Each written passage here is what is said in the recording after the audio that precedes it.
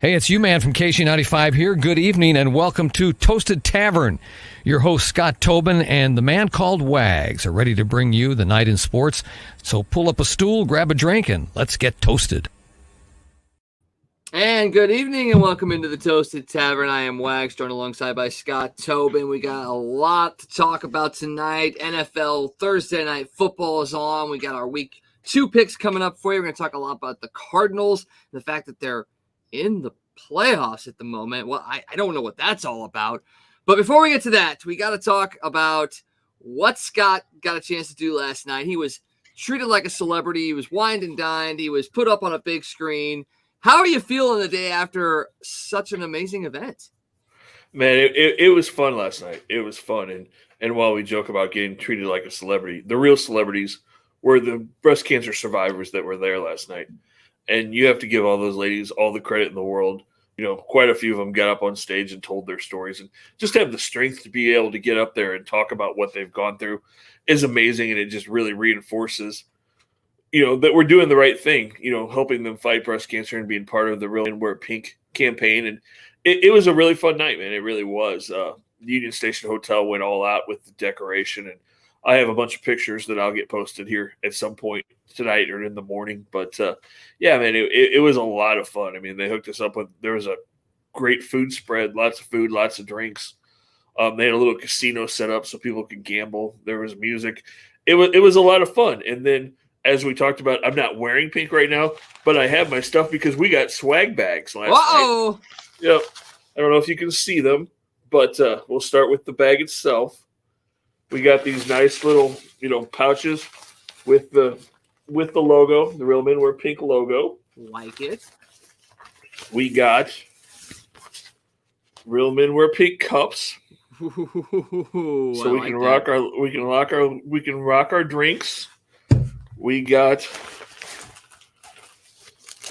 Real Men Wear Pink pins that we can wear to support the organization. We got Real Men Wear Pink masks that we had to wear last night, and we can wear all over the place to rock that. And there's our pink for some days. We got keychains that have the logo on them. Oh, cool.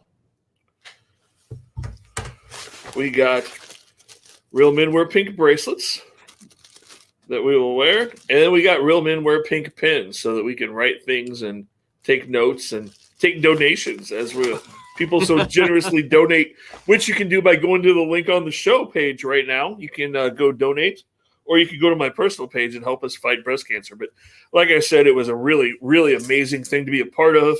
I'm so honored that they asked me. And last night was a lot of fun, and the campaign really kicks off now. So we're really going to ask people to help as my earphones completely fell out of my head. But yeah, we're going to ask people to really kick in and help now as we fight breast cancer and really try to make a dent in this and see if we can take it out. And I was told last night that I'm going to be asked again next year and probably for years to come. So this is going to be something we're going to be doing for a while. So I'm looking forward to continuing to help the American Cancer Society. That's amazing. I mean, the fact that they're already looking ahead to, the next couple of years and saying, hey, look, we want you as a representative for this to help raise funds and help get the word out and spread the knowledge as much as possible. It definitely, for you, I'm sure, means a lot that you're able to do that.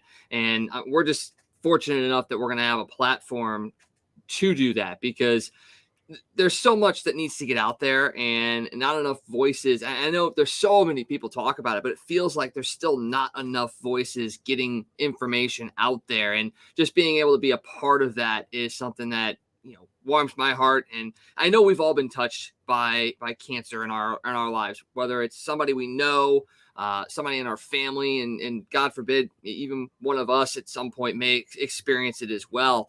So just knowing that we've got a platform to really increase awareness, help raise funds, and really try to stamp this thing out, it makes us feel very, very fortunate that we're able to do that.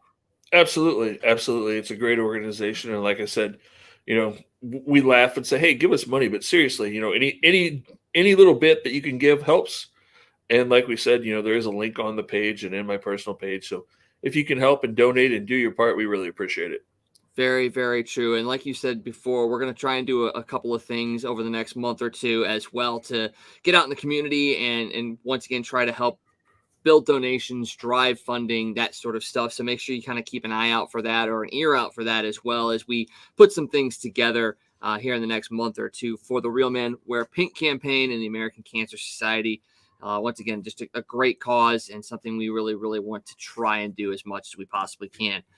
All right, let's go ahead and get into what we're going to talk about here on the show tonight. And that, first off, is the St. Louis Cardinals, because just about a week and a half ago, they had about a 2.8% chance of making the playoffs. 2.8. You know, it's like that scene from Dumb and Dumber. So you're saying there's a chance, and most people were not taking that number even seriously. They were like 2.8. That's still way too high for this team, and yet here we are, about a week and a half later, and going into a series with the San Diego Padres. The Cardinals sit a half game ahead of those Padres for the second wild card spot. This team is going on a run. They are doing it by scoring runs and limiting runs, because the pitching staff has been absolutely incredible. The bullpen's still a little leaky, but nothing too crazy. They've been able to shut down a lot of these games. But what has changed in that week that hasn't been seen the rest of this year, and also makes you feel comfortable that you're actually going to continue to see it as the rest of the season progresses? Well, we're seeing clutch hitting, for one thing. I mean, you know, they're still not tearing the – although, as I say that, they really hit well in New York. Yeah. But, you know, going into that Mets series, they still weren't really tearing the cover off the ball, but they were getting key hits at the right moments. And that's been the big thing. You know, they're getting hits with runners in scoring position. They've been doing it. Like you said, you know, just Labor Day weekend. You know, they started that series with the Dodgers, and Schultz sat Nolan, and he sat Goldie, and he sat Yachty, and they lost those first two games, and we're like, oh, man, they're done. They're throwing in the flag. And then all of a sudden, somehow they come back, win those last two games against the Dodgers, take 2 out of 3 against Cincinnati, and sweep the Mets. And, you know, it's like, you know, they just all – I think – and we talked about it the other night. I think it was the home run that Nolan hit, you know, in that game against Cincinnati that really turned things around. And, you know, they're just playing really well, and they're confident. They're feeling good. And, you know, they're beating good teams. They're beating the teams that they're fighting for spots. And that's something they couldn't do, you know, in June and July. They couldn't beat teams that were above 500. But, you know, we've seen them do it for the last couple of months now. We've seen them beat the Giants. We've seen them beat the Dodgers. We've seen them beat the Reds. We've seen them beat the Brewers. And even when they lose, they're competitive, you know. And you talk about the offense and the pitching, you got to give the defense all the credit in the world, because this team is about as good defensively as you're going to see. And it's going to be fun at Busch Stadium this weekend, man. You've got the 2011 team coming in on Saturday to be honored with Waino on the mound. So, you know, that's going to have people fired up. And we're going to have big crowds at Busch Stadium. You know, we saw it. We started to see it towards the end of that Dodger series. You know, we had 35, 36,000. It carried over to the Red series. And I think you're going to see 40,000 plus at Busch Stadium all weekend. And it's going to be fun, and it's going to be loud. And if they manage to beat up on the Padres this weekend, look out, because it could be a fun ride for the next month. Well, yeah, and they've got, after the Padres series, they're going to have the Brewers for 4, the Cubs for 4, and then they wrap up at home with 3 against the Brewers. So it's NL Central heavy after that as they wrap up the season. But I want to go back to what you were talking about with the defense. We were talking before the show about, you know, the potential Gold Glove candidates that this team has. And it's not just your typical, you know, Yachty, Goldie, Nolan. You know, you also have the winner from last year, Tyler O'Neill, who's playing just as well this year. And then you got to throw Harrison Bader in there into that mix as well. And we know he's Gold Glove caliber, but the fact now that people are talking about it and the numbers are starting to bear it out and put him in a position to be a Gold Glove candidate, it's just amazing. This team could have 5 Gold Glovers. They really could. You know, and everybody talks about the Gold Glove, and, oh, you know, it's almost as much of an offensive award as it is a defensive. That's why you got to look at it and say these guys all could win, because, you know, Nolan's as good at third base as there is in his reputation. You know, Goldie's made 1 error at first base, plus he's tearing the cover off the ball. He's, you know, right at the top of all the offensive stats for first baseman in the National League. You know, Tyler O'Neill's putting up great numbers in left field. And then the guy that you talked about, Harrison Bader, you know, like you said, we knew he had the ability. You know, he was a finalist a couple of years ago, but now you're seeing him put up numbers offensively too. You know, he's hitting 255, and he's got 12 homers and I think 42 RBIs now. But you got to remember too that he missed a month and a half. So if you break that down to a full season, I mean, Harrison Bader, we'd be talking about 16 or 17 home runs and somewhere close to 70 RBIs. And if you get that from your 8th place hitter consistently, you got a pretty darn good offense. That you do. And like you said, Waino will be on the mound on Saturday with the 2011 team in attendance. And I vaguely recall the last time that a championship team that Waino was on visited Busch Stadium. He threw a hell of a game. I'm pretty sure he threw a complete game. So nothing is out of the realm of possibility. It's also David Freese bobblehead night too. So, I mean, either we're going to be seeing a walk-off home run or we're going to be seeing a complete game by Waino again for sure. Yeah, I mean, it's going to be fun. It's going to be fun. Like you said, with those guys there, he's going to be super fired up with it being the Padres series going up against Darvish on Saturday. So that's a good matchup, although Darvish has been awful for the last month. And that's the other thing you got to look at. The Cardinals have a huge edge in the pitching matchups this weekend because Padres had to put Blake Snell on the disabled list now. So they have Darvish going on Saturday. Other than that, they still haven't announced a starting pitcher for tomorrow night or Sunday. Wow. That's saying something right there with all the potential that this team had coming into the season. And really they started off hot too. We thought they were going to be a contender all year. Well, now they're slipping. They've struggled as of late. I mean, this team they're not playing well at all. And that's what has allowed the Cardinals to get back into this. The fact that the Padres, the Reds, the Mets, the Phillies have all really started to just falter as this season has gone on. I mean, you look at it right now. I mean, obviously the Padres won today, but outside of that, I mean, I'm pulling up their schedule right now. They have lost 1, 2, 3, 4. They got swept by the Dodgers. They lost the first 2 against the Giants. Now they did win the next 2, which, as we saw with the Cardinals, sometimes that'll get you on a roll. But in this month, they've lost 1, 2, 3, 4, 5, 6, 7, 8 of their games, and that's what's allowed the Cardinals to get back into this. And like I said, it's not just the Padres, the Reds too. They got walked off by the Pirates last night, although the Reds did win today. The Phillies, the Mets, these teams that they're fighting against, they've all faltered, and the Cardinals have taken advantage of it. And Tyler O'Neill said it the other day, or last night, really. This is what the Cardinals do in September. They are a team that goes on a run. They know what it's like they know what they have to do to win in September. And the fact that they were close and they pushed the pedal to the metal, and this is where they're at. I said it before the show. I'm not surprised. I'm still a little shocked at the position that they're in right now, but I'm not surprised because we've seen this happen every single year. It seems like with this team, you count them out and all of a sudden at the end of the season, they're either right there or they're in the playoffs. Yeah.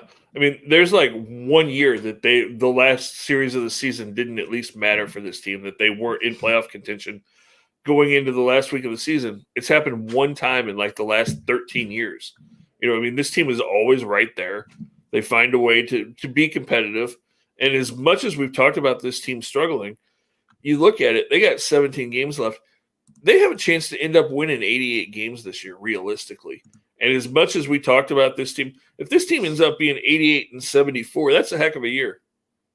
And I'm pretty sure the 2011 or 2006, for some reason, I can't for the life of me remember. One of those teams was only an 80-something win team. So it's not like this is not a new thing for the Cardinals of sneaking into the playoffs or eking in and then going on a run. This is, once again, what they do. And yeah, it's going to be difficult. Right now they would be lined up against the Dodgers in that wild card game, a one and done kind of thing. You would probably have Max Scherzer going for the Dodgers, and you probably would not have Adam Wainwright because he's slated to pitch the last game of the season against the Brewers. It's going to be a difficult game if we get to that point, but looking at it, I'm getting more confident as we go. Yeah. And Wainwright will pitch that wild card. The only way that he doesn't pitch that wild card is if they're tied last game of the season and they have to win that game to get in. Otherwise, they'll skip him on Sunday and he'll pitch that wild card game. That's what'll happen. I hope because he's going to need to get into that for sure. I mean, wrapping up against the Cubs, it'd be nice to see him finish the season against the Cubs and shutting them out on a Sunday. But if it means that he doesn't get to pitch that wild card game. I think most people could stomach that in a sense. Now, we know that there's a couple of guys that are still kind of being pushed a little bit to get back with this team, and we're talking about Jack Flaherty and Daniel Hudson. Are we any closer to those guys making an appearance? I know Hudson has been doing some rehab stuff, and he should be wrapping that up here very, very soon. Flaherty should have started tossing, has he not? Yeah, he's tossing. Hudson's closer. I think there's a chance.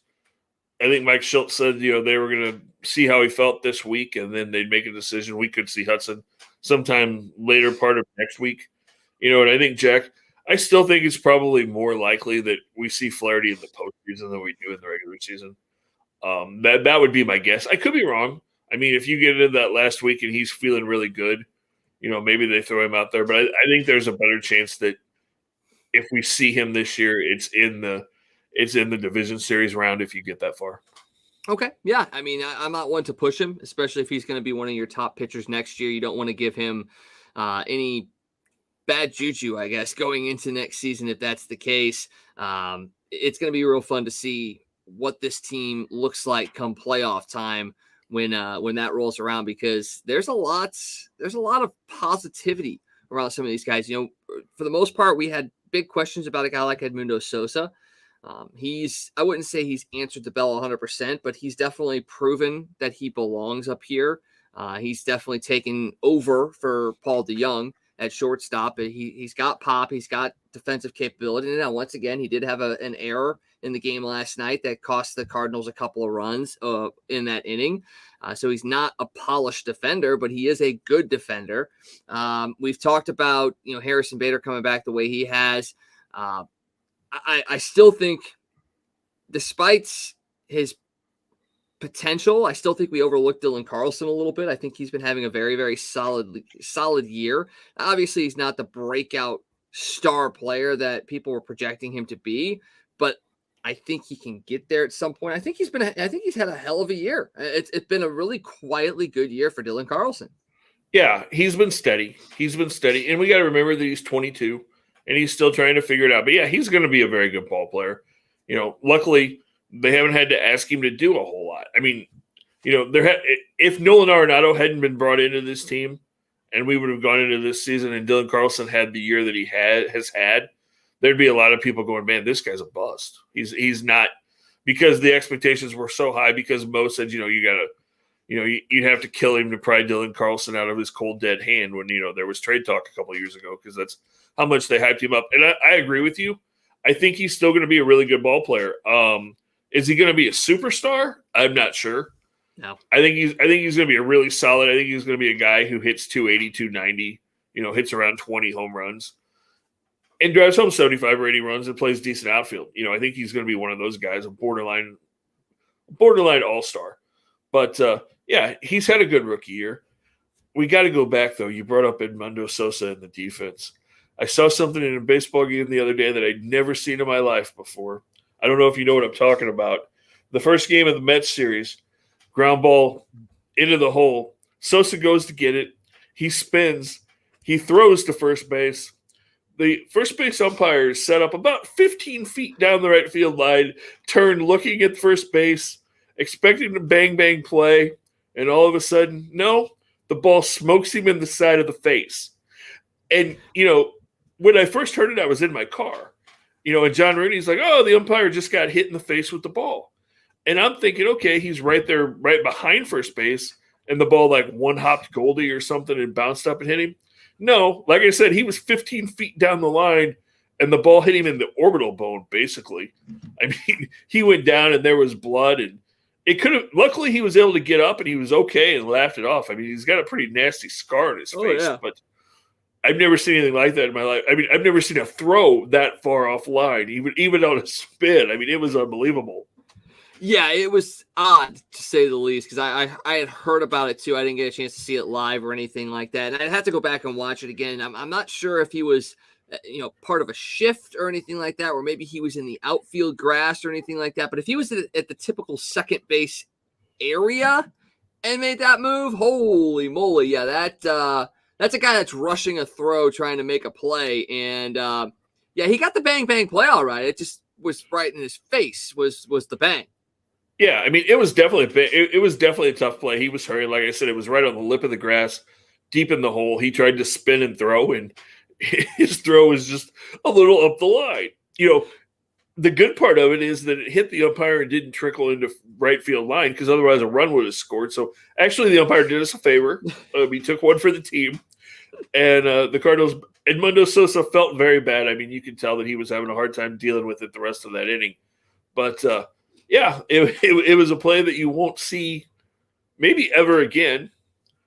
But yeah, there was a lot of really exciting things that happened in the Mets series. And then you want to talk about that play, then you have to go back and talk about the catch that Lars Nootbaar made. Yeah, robbing Pete Alonso of a 3-run homer last night, where his arm was way over the wall to take that thing away. It was. Alonso thought it was gone the moment he hit it, and as soon as Nootbaar went up and snagged it, he was like, "Are you kidding me? Come on!" I mean, it would have brought the Mets within one run and really changed the complexion of that game for sure. But that's another guy. I mean, we talk all the time about the lack of talent that this team has off the bench, and you've seen guys, in our past, we've seen the Bo Harts and the Joe McEwings and things like that have had the moments here and there. I mean, you go back a couple years, you had Jeremy Hazelbaker coming off the bench early on in the season. He's hitting home runs left and right, and people are like, "Oh, here he is." And you had that this year as well. I mean, Sosa came off the bench for a while, has installed himself as a shortstop. Nootbaar has come in. We thought it was kind of a novelty thing. It was like, "Oh, hey, look at this guy with the weird name who worked really hard, got here, got a chance, did some stuff, and then you haven't heard from him since." But he's a solid player. He plays solid defense.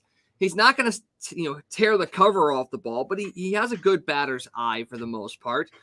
He's going to be one of those players that probably goes away pretty quickly. But once again, what I've always said, who are the guys that make a difference in the postseason? And it's usually the unsung heroes. A base running replacement, things like that. So we'll see how that plays out. And then I have to say this, Edmundo Sosa, he's had a great year. But for the love of God, everybody that doesn't think we need to go get a shortstop this winter, that Edmundo Sosa is the answer at shortstop. Have you not watched Cardinal baseball over the last 10 years? How many times have we seen a guy come up? We had remember a couple of years ago when Paul DeYoung was going to be like the Cardinal shortstop for the next 10 years? Now everybody can't wait to run him out of town. I mean, we've seen Edmundo Sosa do this for like 6 weeks. Let's calm down. That's the MO of Cardinal fans, though, is we see something bright, shiny, and fun, and we expect it to be what is going to be the end result for those guys the entire time. And we've been spoiled. Don't get me wrong. We've been spoiled with the greatness of Albert Pujols. We had Mark McGwire. We had Stan Musial. I mean, we've had a lot of guys that we've developed too that have gone on and played very, very well and been stars. You look at Yachty too. I mean, he started off a little slow, and then all of a sudden he's what he is now. So it's not because it's not happened with the Cardinals, but I think we look at it and go, every homegrown player we have is going to be a superstar, and every time that there's a small bit of positivity, they're going to take it and run with it. That's you can't do that. You have to have realistic expectations that not everybody that comes out of your system is going to be a superstar. Not everybody that is on your team and has a good week is going to be great the entire season. There are ebbs and flows, and you're going to have guys that are role players. And if you can't sit there and say, "Okay, I know this guy's a role player. He's going to have his moments here and there, and we're going to be happy with those moments," but he's not going to be an everyday player. If you can't say that, then you're not really looking at the game objectively. No, and fans do this all the time. And yeah, I mean, you're right. The Cardinals have had great players in Albert and Yachty, and we've developed a lot of them. But there's a big difference between Albert and Yachty and Edmundo Sosa. It goes down the line. Tommy Edman. We're still not sure if he's an everyday player consistently all the time. But we've had some good ones. Joe McEwing. Had a great couple of years as a role player. But he was Little Mac, but he was never going to be a superstar, an everyday player. Bo Hart's a perfect example. I mean, Skip Schumacher was that guy to a certain extent. I mean, yeah, he played every day, but he was never a superstar, and he was better when he was a role player than when he played every day. Guys on the 2011 team, Daniel Descalzo, Ryan Terrio, all of those guys, great players, but they were role players. They were guys that knew their role, and they played every once in a while, and they contributed.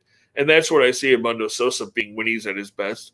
And the same thing with Tommy Edman. I think those guys are at their best when they're not overexposed.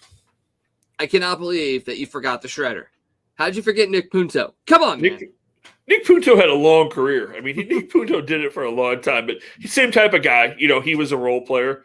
You know, in a lot of ways, those guys are all. You know, Ben Zobrist was extremely talented, but he was that same type of player. You know, he was better when he played 4 or 5 days a week, you know, instead of 6 or 7, and played different positions, and you know, would come off the bench or do whatever. And you know, you need those guys. It doesn't mean they're not good ball players. You need those guys to win, but it also doesn't mean that because Sosa had a good month, you don't go get, you know, whichever one of the shortstops you think you want, whether it's Javi Baez, or although, you know, there's some the way Javi Baez hits the Cardinals, it wouldn't necessarily be a horrible thing. And he would definitely play some defense. I mean, Javi, can you imagine the left side of your defense if you have Javi Baez at shortstop and Nolan Arenado at third base? Nothing's getting through that side of the infield. But he would not be my first pick, just to clarify, if I was going to get a shortstop. But he may be the option the Cardinals take because he may be the one that takes the smaller contract in the less amount of years. And could you see a guy like Nolan Arenado being able to take him under his wing and say, hey, look, I love what you do. I love the personality. I love the swagger. I love the free swinging. I love what you do. But let's see if we can, you know, focus that and really help you improve at the plate, because defensively he's great, and pairing those two together would be amazing. I mean, I don't see Javi Baez looking at this and going, yeah, I want to go to St. Louis. But at the same time, how can he not look at it and go, I could learn from a guy like Nolan Arenado. I can learn from a guy like Paul Goldschmidt. I can learn from a guy like Yadier Molina. Like, if Javi Baez wants to win another championship, and he looks at the Cardinals and doesn't sit there and say, wow, they got Yadi, Nolan, Paul, Harrison, Tyler. You bring back Albert with the DH. How can he not sit there and go, that's a team I can win a championship with, and not find a way to make it happen and make it work with the Cardinals? And I can't believe I'm saying that because he's a former Cub, and I'm not a huge fan of his personality, but you got to look at the talent too. And maybe coming to St. Louis could help him grow as a player and a person as well. Well, I don't think Nolan Arenado would take. Not that I don't think Nolan would take him under his wing. The guy that would do that, you hit it on the head. It's Yadi. Oh, yeah. I can see him come, because him and Yadi are close. You know, they played together on the Puerto Rican team in the Winter Classic, and I don't know if you saw some of the plays the two of those guys pulled off, pickoffs at second base and everything else. I can see Javi Baez coming here on a 1-year deal to play with Yadi his last year of the season. I could definitely see that happening. That would be the most insane signing, and not necessarily in a bad way, but I mean, that would be the most insane signing that the Cardinals would have made over the last 4 or 5 years for sure. I mean, to sign a former Cub like a Javi Baez after he was traded by the Cubs to the Mets, and talk about coming from two of the teams that are most hated in St. Louis, the Cubs and the Pond Scum Mets, and to be able to bring in Javi Baez from that would be incredible, to say the least. Wow, this is going to make a very interesting offseason, and we're going to have to talk a lot about that when this season does wrap up. Well, I'm not saying I think it'll happen, but the best part of that would be, think of how pissed Cubs fans would be. Because Cubs fans love Javi. Imagine if he came to St. Louis. That would just relight that fire, that rivalry. They would be so upset. And I think Cardinal fans would actually like him because he does play hard. He has a lot of flash. He has a lot of fire. There's no question he loves the game of baseball. He just has to reel himself in sometimes. And you saw that happen up in New York as with the thumbs down and all that stuff. Although he did get a curtain call and didn't, come out after that home run in the 9th inning against Gallegos the other night. So I mean, you see a little bit of the immaturity, but once again, having a guy like Yadi to kind of take you under his wing and say, hey, this is the way we do it. This is the way you respect people. This is the way you respect the game and the fans. I could see that being the case, but wow. Like you said, not their first choice for sure, but more than likely is a guy who could end up here in St. Louis next year. Yeah, because he's a guy that I can see Mo taking because he might be the guy that, like we said, only gets a 1-year deal or his price falls and he can't get what he thinks. And then Mo swoops in and makes that move because, they still need, while we're excited about this team and I want them to go to the playoffs and I think they can make a little bit of a run, even if they do that, they still need to make 3 or 4 moves next year. You can't advance in the playoffs and go, okay, everything's good. Let's go into next year with this team. You still need another pitcher. You still need to fix your bullpen. You still need at least one bat in the starting lineup, and you need a bench bat. I mean, there's still 4 or 5 moves you need to make to really make this team good going into next year. All right, Rodney. Yes, we will forgive you for just getting here, and we're probably gonna blow your mind and probably piss you off at the same time. We're talking about the fact that we could see the Cardinals potentially make a play for Javi Baez, and if that would be a good thing or a bad thing. We were talking about the positives and the negatives behind that. Somehow or another, the positives are actually closer to the negatives than I thought they were going to be as well. So, Rodney, let us know what you think. Would you like to see Javi Baez in a Cardinal uniform with the caveat that Yadier Molina is going to take him under his wing and mentor him and help him grow as a person? That's all I'm saying. Yep. Yeah, and that would definitely happen. And like I said, that's not going to be their first choice, and I'm not saying I think that'll happen, but it could be one of those situations where he's the guy that kind of falls in the Cardinals' lap. So we'll see how it plays out. It's going to be a fun winter to see how everything works out because there are some big names floating around out there. That there are, and before we get to the next season, we do have to get to the postseason and beyond. We have to crown a champion, and the Cardinals are doing their damnedest to fight their way into the postseason and right now hold that half-game lead over the Padres, who come to town starting tomorrow at Busch Stadium. All right, got to go into the NFL because it's week 2. It's going on right now. We've got the Washington football team playing the New York Giants on Thursday Night Football. Right now, the Giants hold a 20-14 lead, although the Washington football team is driving. They're in Giants territory at the 25-yard line. It's been a really entertaining game. I don't know if we were expecting it to be as high scoring as it is, especially considering it's an NFC East game. But it's been a very entertaining game. Daniel Jones has looked halfway decent. Tyler Heineke, former Battlehawk, is playing very, very well as well. I listened to the game before we came on. He's added 10 pounds this year after everything that he went through with the injury last year. So he's looking pretty good. The Washington defense looks good. The Giants defense, not as much. And I'll say this, Washington may have a running game as well. Yeah, I thought they would. I'm surprised. I didn't think Washington would give up 20 points in this game. So I'm a little surprised at that, a little disappointed in their defense, honestly. But we'll see what happens. It's going to be an exciting end to this game. And there's some good games coming up on the schedule this week. That there are. We'll get to that in just a second. You picked Washington to win this game. I stupidly maybe has stuck to my guns. I think the Giants are going to be a halfway decent team. I went with the Giants tonight, so far they're doing okay, but with the way this Washington team is driving right now, I am a little worried that my pick is not going to be all that great. Now, last week was not a strong week for us. You were 6-10, I was 8-8, although we did hit on the Sunday and Monday night games. We both went Rams and Vegas, and well, the Rams made it easy for us. Vegas, not so much. That was I can't even explain the ending of that game. The craziness that Vegas game. What happened there? You gotta give the Raiders credit though. To think they had won that game, have that call overturned, put the ball at the 1-yard line, then not be able to score, then stop Baltimore, get the ball back, and then on the first play, Derek Carr off one leg, basically a jump pass, throws 35 or 40-yard touchdown pass to win the game. Derek Carr looked really good. 435 yards, I believe, passing in week 1. He leads the league in yards after the first game of the season.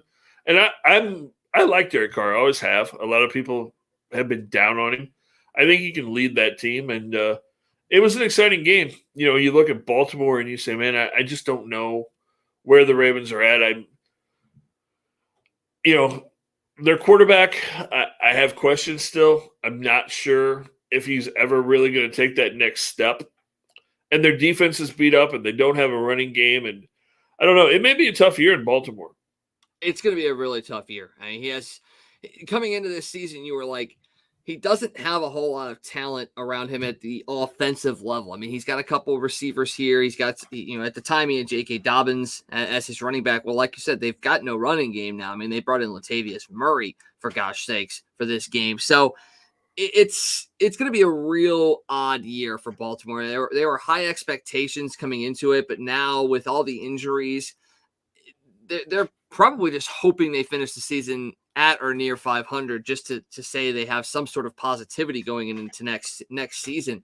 But it's going to be rough. It's going to be very, very rough for this Baltimore team. And they've got they got a tough game this week, even at home when they host the Chiefs. We'll get to that. That's a Sunday Night Football this week. We'll get to that in a second.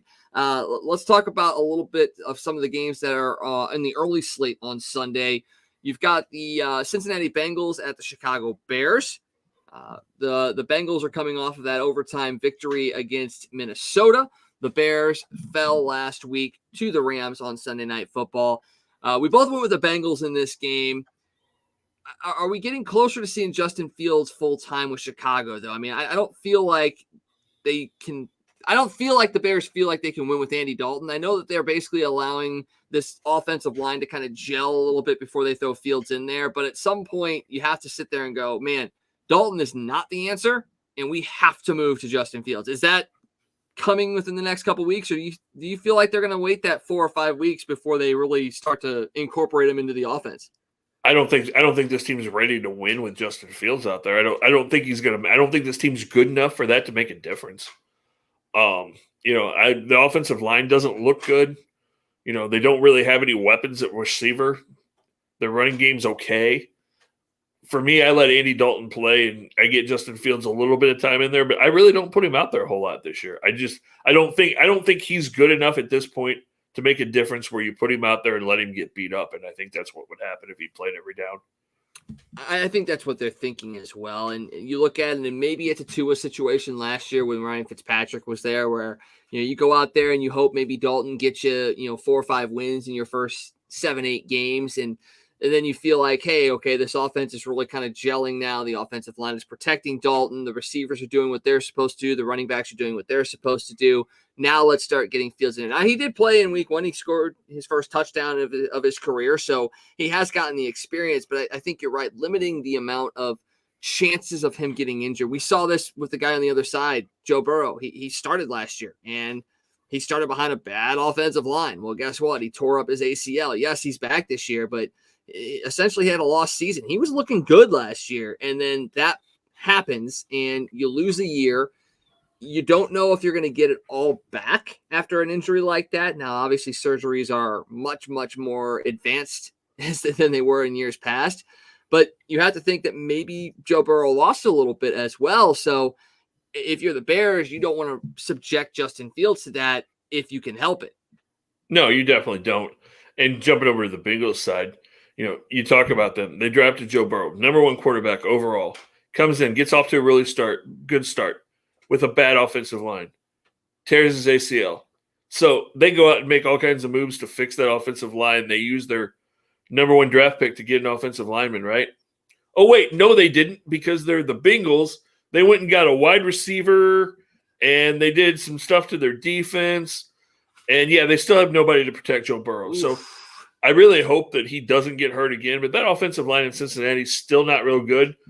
And they managed to find a way to win last week against Minnesota in overtime. So, I mean, there's no question that Burrow is good. And if you give him time, he's going to find those receivers because he's got some talent there.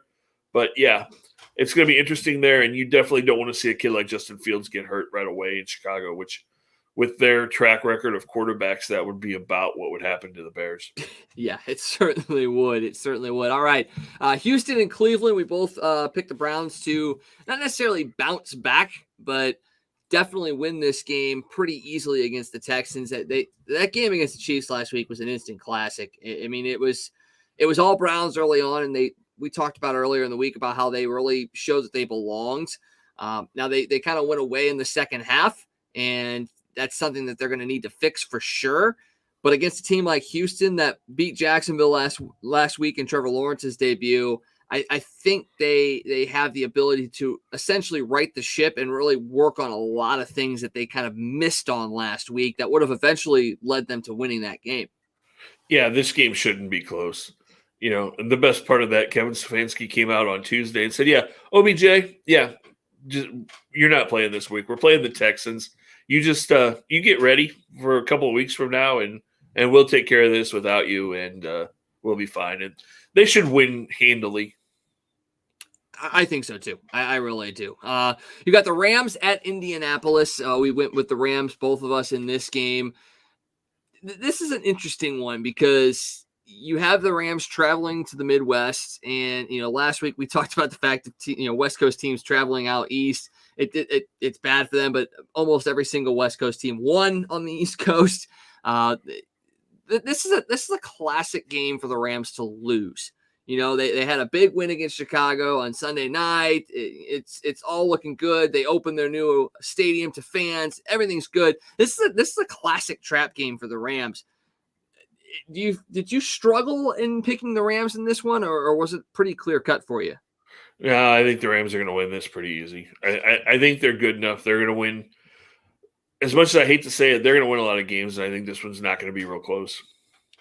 They're playing in a dome. Matt Stafford, pretty good in a dome all those years in Detroit. So, yeah, it's going to be an easy one for him for sure. I think it's going to be closer than people think. I wouldn't say it's going to be close, but I think it'll be closer than people think. But, yeah, a pretty easy win there. Buffalo at Miami. Now, we both go with the Bills in this one. They didn't look great against Pittsburgh. Yes, they had a lead in the first half, they did enough. But with it being a home game, it just felt not totally cohesive for the Bills.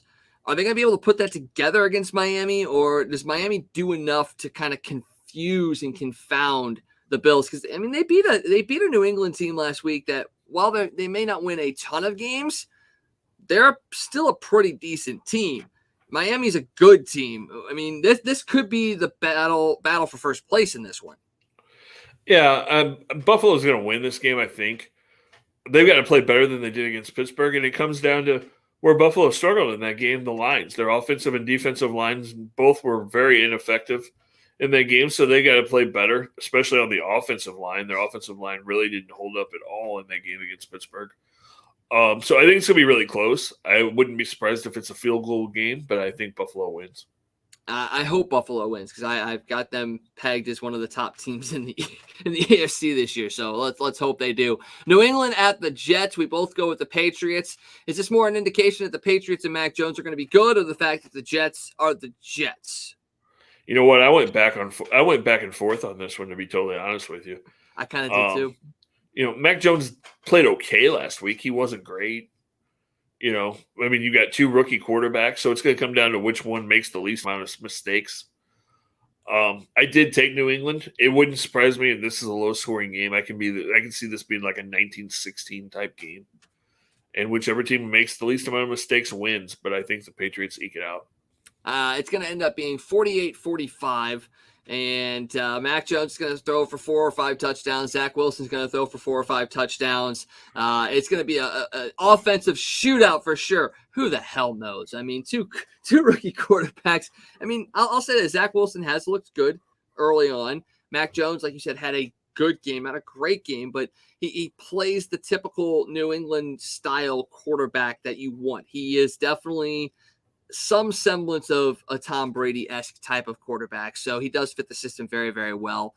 I went with New England in this one, more so the fact that the Patriots still hold some sort of mystique over the Jets, and it's still the Jets. And until they can consistently show that they are a good team, I have to go against them, especially with it being New England. All right, we got San Francisco at Philadelphia, and this is one of the two games outside of tonight's game that we differ on. You've got the 49ers winning this one. I've got the Eagles. Rationale, why the 49ers with them traveling to the East Coast? I think San Francisco is better. I know Jalen Hurts looked good in week 1, but he was playing the Falcons, and the Falcons are god-awful.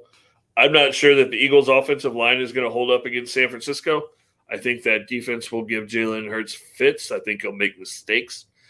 And I think Jimmy G's more polished at this point. I think San Francisco wins, and I don't think it's close. See, I think it's a close game. I think Philadelphia does get the victory. And a lot of it comes down to the fact that San Francisco just they don't have a running game. I mean, Raheem Mostert is out. One of their top back-end defenders is out with a torn ACL.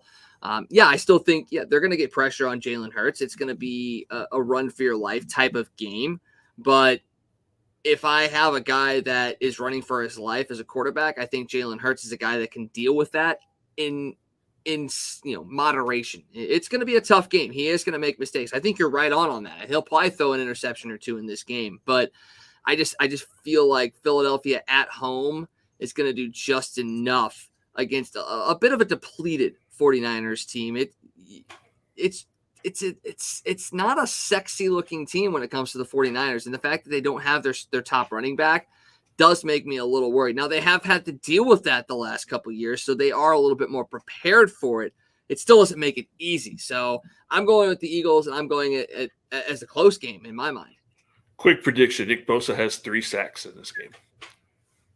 I would take that. I would take that. I think it's very, very possible and very, very likely. Yeah. And that'll be the difference. Oh, hey, it probably could be. It very well could be. I'm taking a risk. I'm taking a risk. You got Vegas at Pittsburgh. We both go with the Steelers in this one. Once again, just like we talked about with Buffalo, Pittsburgh didn't look great in that game. Their offensive line still struggled. Big Ben missed on a couple of throws. Their defense was okay, but not great. Vegas was not great in their game against Baltimore. They did enough to win. Obviously, you said Derek Carr over 400 yards passing, so their offense did move the ball a little bit. This one was one I did kind of go back and forth on. I go with the Steelers because I think they have a bit of a feeling about them that they win games in bunches, whether you think they're good or not. And this is just one of those moments where they're probably going to win a couple in a row before taking a loss. And it just so happens it's going up against a decent Vegas team. Yeah, I went back and forth. I really wanted to pick the Raiders. I really did, because coming off that win, I think Derek Carr is going to have a ton of momentum. But they are going into Pittsburgh. Steeler fans haven't been in that stadium for almost 2 years. It's going to be loud. We saw TJ Watt reemerge last week. I mean, he was the reason Buffalo lost that game in a lot of ways. I think he's going to be a huge difference maker in this one. Although, the Raiders have a good offense. They've got weapons at wide receiver. They showed that. They've got a good tight end and a good running back in Josh Jacobs. But I think Pittsburgh's defense at home does enough to eke this one out. And I think this one's going to be close. Yeah, I think we're going to have a lot of close games, honestly, for sure. We've got Carolina and New Orleans. New Orleans at Carolina. Obviously, the big day for Jameis Winston on Sunday, 5 touchdown passes on just 148 yards passing. You've got the Saints in this game. I've got the Panthers. For me, you look at it, and it comes down to Jameis. Did he learn enough from Drew Brees to change the course of his career against a team like the Panthers? Because even when he played in Tampa, he struggled a little bit against Carolina. He's got a 5-5 record in those games, 61% completion percentage for just under 2,500 yards. He threw for 9 touchdowns, but also 14 interceptions, sacked 32 times. So he struggled against Carolina, and that's one of the reasons why I went with the Panthers in this one. I feel like they're going to be able to get to Winston. They're going to be able to put pressure on him, and we might see the old Winston return in this one. And I also look at it and go, look, Carolina has Christian McCaffrey. And I'll in the matchup of McCaffrey versus Kamara and Winston's at quarterback, I'm going to lean slightly to McCaffrey. Not saying this is going to be a blowout win, but I think Carolina will win this one at home. Go look at what Christian McCaffrey does against the Saints defense. He pretty much disappears when they play New Orleans. They've just had his number. And that Saints defense looks so good against Green Bay. Winston could struggle. I will give you that. But I think New Orleans defense is going to shut down Sam Darnold. It wouldn't shock me at all if this game is a field goal game. That it's like a 16-13 type game. Just ugly defense. Wouldn't surprise me at all. But, yeah, I think New Orleans defense is that good. So go pick up New Orleans kicker in fantasy football or Panthers kicker in fantasy football. Okay, got it. I'm going to get one of those kickers because, yeah, I mean, it could very well be. These games, a lot of these games we're thinking are going to be going one way and they will go completely opposite. You have you have high scoring offenses and it turns out to be a field goal game, or you got a defensive specialist kind of game and it turns out to be a shootout. So this could very well be one of those type of games. And the complete opposite is true in this one. You've got Denver and Jacksonville. Denver, Teddy Bridgewater looked halfway decent in his game. And Trevor Lawrence, despite the fact that he threw 3 interceptions, did throw 3 touchdowns and improved in that game against Houston. I was tempted to pick Jacksonville in this one, and I think you were too. But at the end of the day, you look at it, and I think the Broncos will probably eke this one out. Yeah, I think this could be an ugly game too. I think Trevor Lawrence will have a decent game. Bridgewater will do just enough. And again, I could see this one being a 1916 type game as well. Although with Jacksonville's defense, who knows? It will probably be 54-3 or something. But I think Denver wins, but I think it's a nip and tuck type game. Agreed.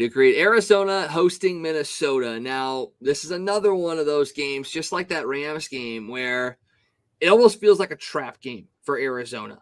I initially went with the Vikings because, once again, this is one of those type of games that Arizona finds a way to lose.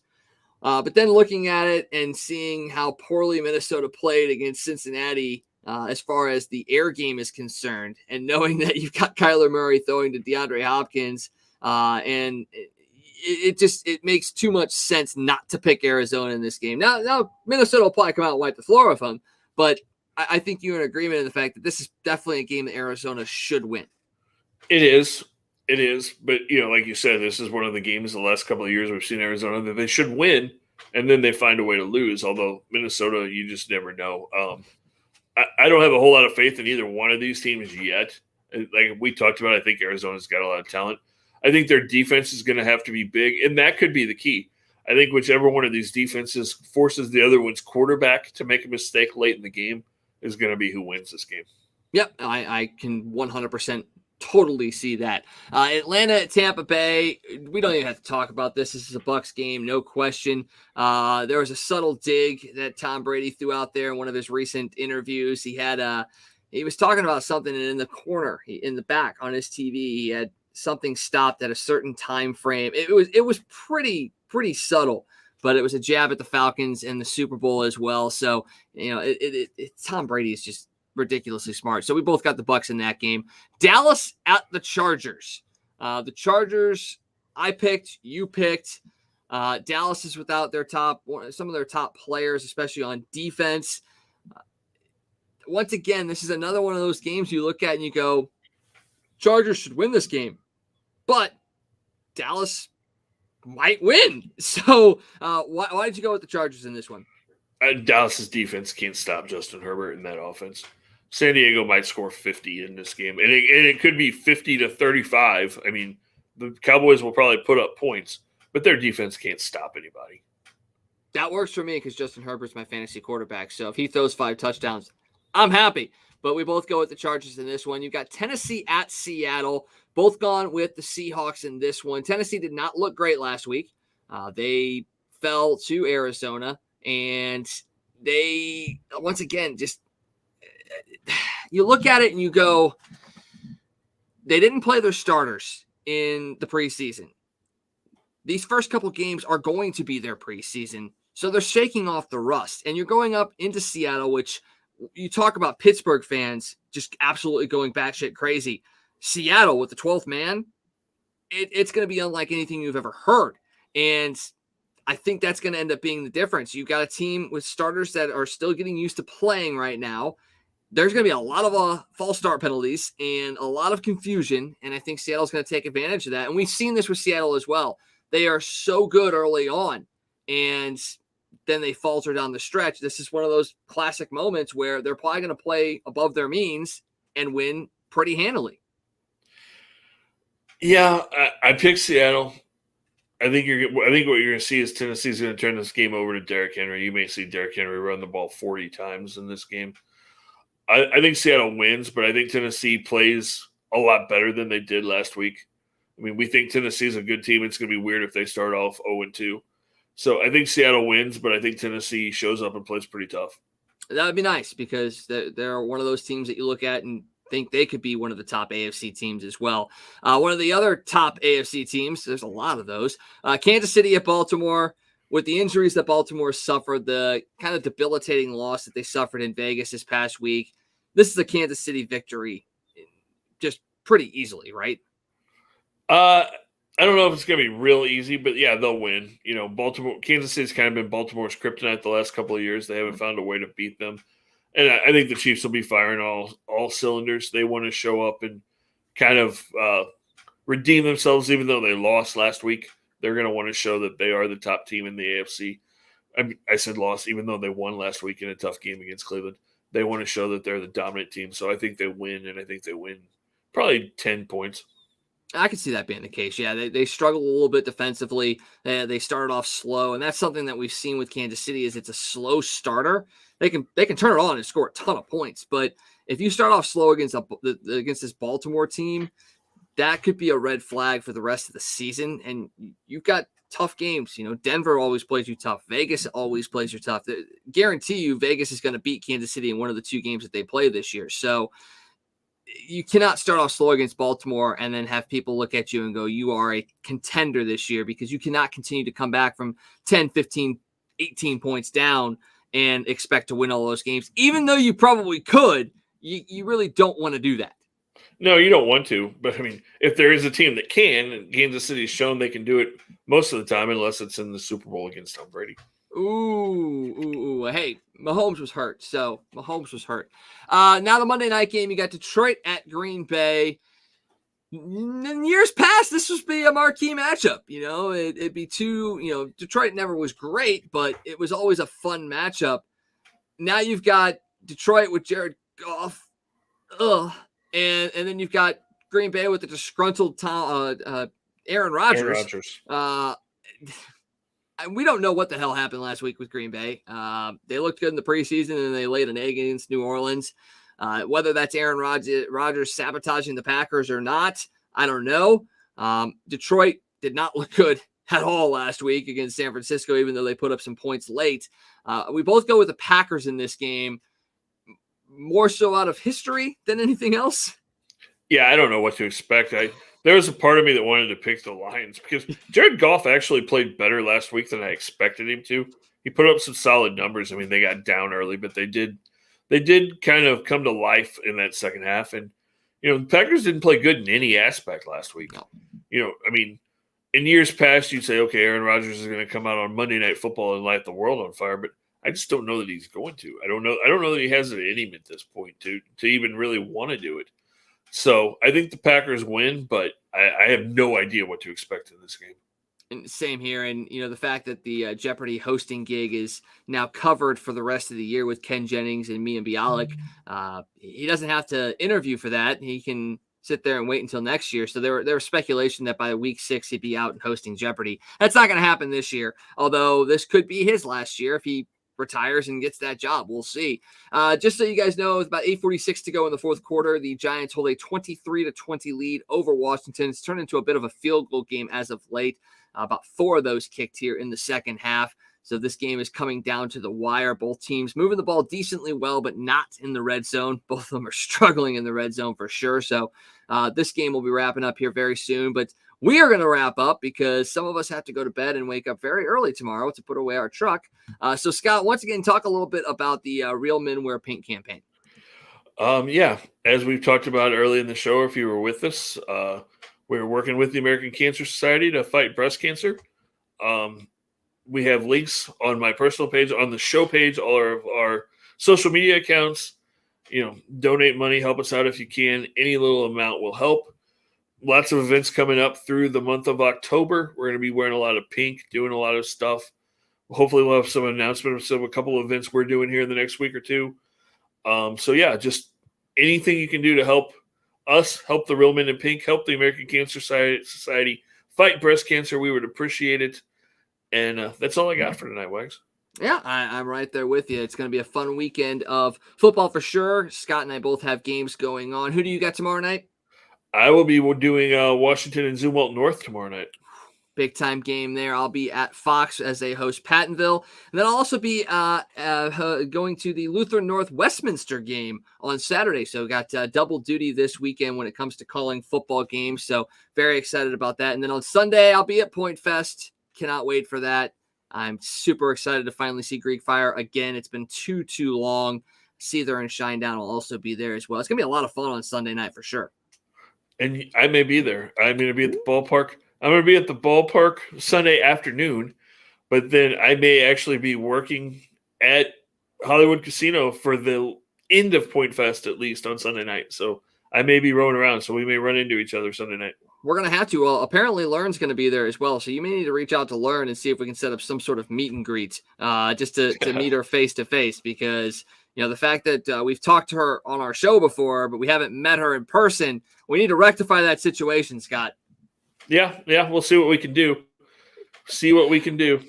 All righty. Well, you guys enjoy the weekend. Make sure you catch us on all of our calls for football. We'll post those tomorrow as well, so you can listen into your favorite team that we're calling and hear our wonderful voices, even though we won't be on with you live tomorrow night. We'll be back on Monday as well, though we'll probably have something on Saturday for you too, with college football coming up. Mizzou has got the game against SEMO, so hopefully a big-time win there. So we'll see you Saturday morning for some college football talk, but then we'll be back with you Monday night for more Toasted Tavern. Thank you guys for joining us. For Scott, I'm Wags. Have a great weekend, and have a wonderful night. Hey, it's U-Man here from Casey. For all your sports news, catch the Toasted Tavern with Scott Tobin and the man called Wags, weeknights at 9 p.m. You can follow Toasted Tavern on Facebook, Twitter, Instagram, and YouTube. Let's get toasted.